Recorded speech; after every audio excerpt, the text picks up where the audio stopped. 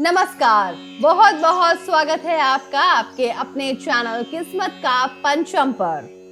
भगवान शिव को लेकर कहा जाता है कि वो अपने भक्तों की थोड़ी सी ही भक्ति से खुश हो जाते हैं, इसलिए उन्हें भोलेनाथ भी कहा जाता है। इसके अलावा उन्हें शंकर और महादेव के नाम से भी जाना जाता है। पशुपतिनाथ भी उनके नामों में से ही एक है, जिसका अर्थ है ब्रह्मांड में पाए जाने वाले समस्त पशुओं के नाथ, यानी कि समस्त जीवन के देवता। पशुपतिनाथ के लिए व्रत रखने का बड़ा ही महत्व है। शिव महापुराण में वर्णित पशुपतिनाथ का व्रत देवाधिदेव महादेव के इसी स्वरूप को समर्पित है। आपको बता दें कि अगर कोई भी व्यक्ति सच्चे मन और पूरी श्रद्धा के साथ पशुनाथ का व्रत करता है और विधि विधान से पूजा करता है, तो उसको सभी परेशानियों से मुक्ति मिल जाती है, उसके सभी पाप धुल जाते हैं और अंत में मोक्ष की प्राप्ति होती है। साथ ही उसके घर में खुशहाली भी आती है और जीवन सुख समृद्धि से भर जाता है। इस व्रत के कुछ नियम भी होते हैं जिनका पालन करना बहुत ज्यादा जरूरी है।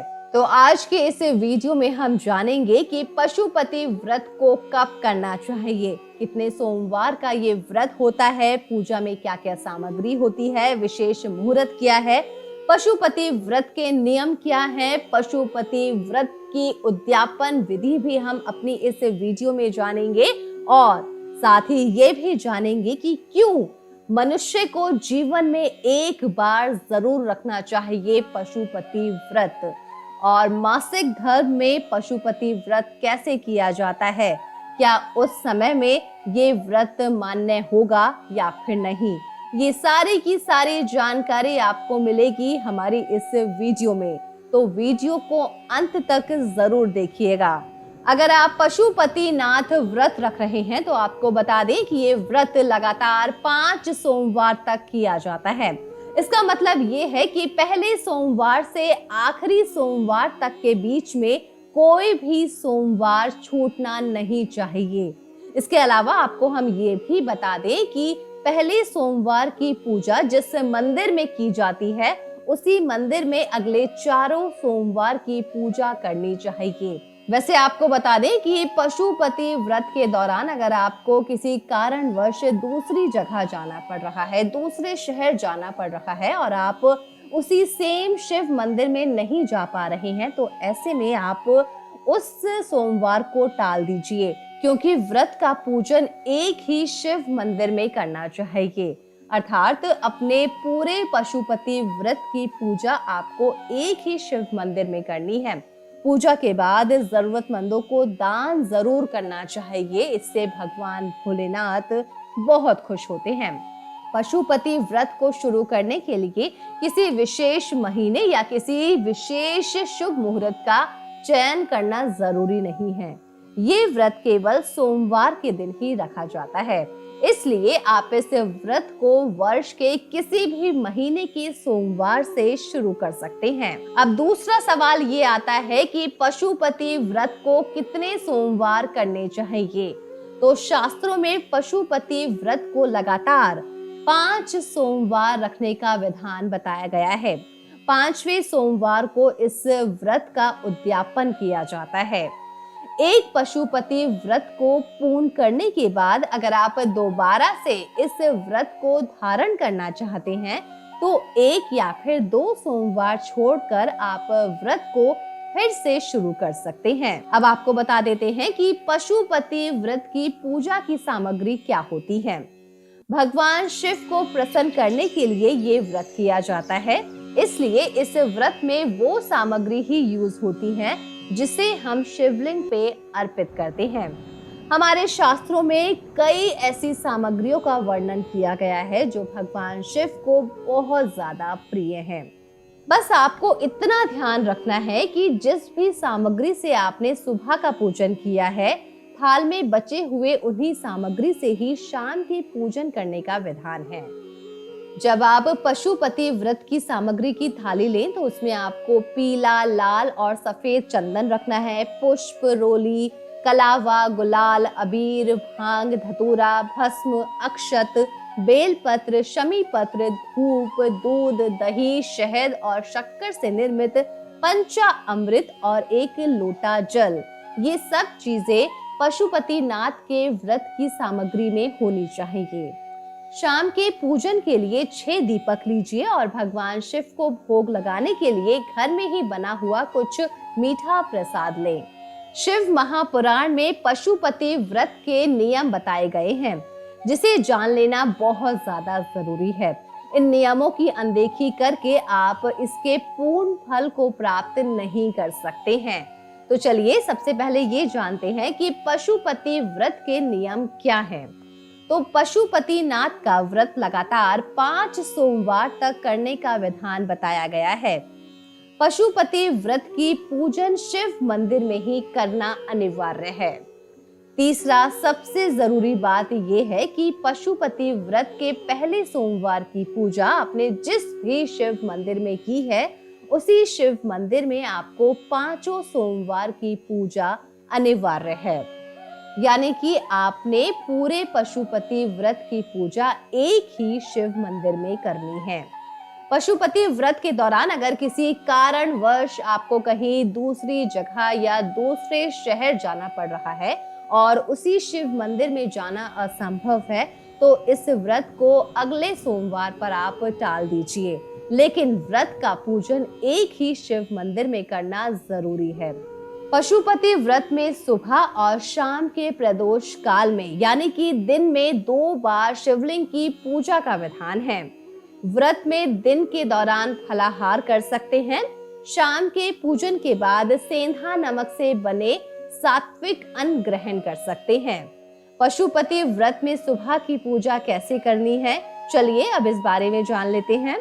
तो आप जिस सोमवार से पशुपति व्रत का अनुष्ठान करना चाहते हैं, उस दिन सुबह ही उठकर स्नान कीजिए, स्वच्छ वस्त्र धारण कीजिए। पशुपति व्रत की पूजा के लिए अपने पास के ऐसे किसी शिव मंदिर का चयन कीजिए जिसमें आप 5 सोमवार पूजन कर सकें। शिव मंदिर जाने से पहले अपनी पूजन की थाली तैयार कर लीजिए। पशुपति व्रत की पूजा की सामग्री हम आपको पहले ही बता चुके हैं, तो आप उसके अनुसार अपनी जो पूजा की सामग्री है वो लीजिए। इसमें 1 लोटा जल बहुत ज्यादा जरूरी है, अनिवार्य है। पशुपति व्रत में पूजा की थाली शाम के पूजन के लिए अलग से हमें तैयार नहीं करनी है। इसलिए ये बात आप ध्यान रखें कि सुबह जो भी पूजन सामग्री आप थाल में रख रहे हैं वो थोड़ी ज्यादा मात्रा में रखें, ताकि शाम की पूजन में भी उसका उपयोग किया जा सके। अब शिव मंदिर जाकर श्रद्धा पूर्वक शिवलिंग का पंचा अमृत और सादे जल से अभिषेक कीजिए। इसके बाद शिवलिंग पे पुष्प, बेलपत्र और पूजन की जो बाकी सामग्री है उन्हें समर्पित कीजिए। मंत्र का जाप कीजिए, भोलेनाथ को धूप दिखाइए। अब वापस अपने घर आ जाइए। पशुपति व्रत की शाम की पूजा की विधि के बारे में भी हम जल्दी से जान लेते हैं। तो दिन की दूसरी पूजा शाम प्रदोष काल में ही करने का नियम है। शाम की पूजा में ये ध्यान रखना जरूरी होता है कि पूजन की थाल और सामग्री सुबह वाली ही होनी चाहिए। दोबारा थाल को मत सजाइए। सुबह पूजन के बाद जो सामग्री बची है उसी से शिव जी के पूजन का विधान है। शाम की पूजन के लिए थाल में 1 लोटा जल, 6 घी के दिए और भोग लगाने के लिए कोई भी मीठा प्रसाद जो कि घर में बना हो, जैसे हलवा, चावल, साबूदाने की खीर, मालपुआ, लड्डू या फिर बर्फी, जो भी आपको ठीक लगता है आप वो प्रसाद के रूप में अपनी थाली में रख लीजिए। पशुपति व्रत के प्रसाद को आप घर में तैयार करें और ध्यान रखें कि पूरे प्रसाद को मंदिर ले जाना है। अपने घर में प्रसाद का जरा सा भी भाग नहीं छोड़ना है। प्रसाद के साथ 3 पेपर प्लेट भी रख लीजिए। अब शिव मंदिर आकर सबसे पहले शिवलिंग पे जल अर्पित कीजिए। अगर मंदिर में शाम के समय जलाभिषेक करने की मनाही है तो फूल से जल का छींटा लगा दीजिए।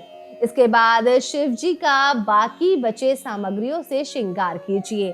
थाल में लिए 6 घी के दियों को शिवलिंग के सामने रखिए। अब अपनी मनोकामना बाबा को कहते हुए बारी बारी से 5 दियों को प्रज्वलित कीजिए। अब छठे दिए को बिना जलाए वापस थाल में रख लीजिए। इसके बाद थाल में लाए गए पूरे प्रसाद को शिवलिंग के समक्ष रखिए। अब इस प्रसाद को 3 बराबर बराबर हिस्सों में बांट दीजिए।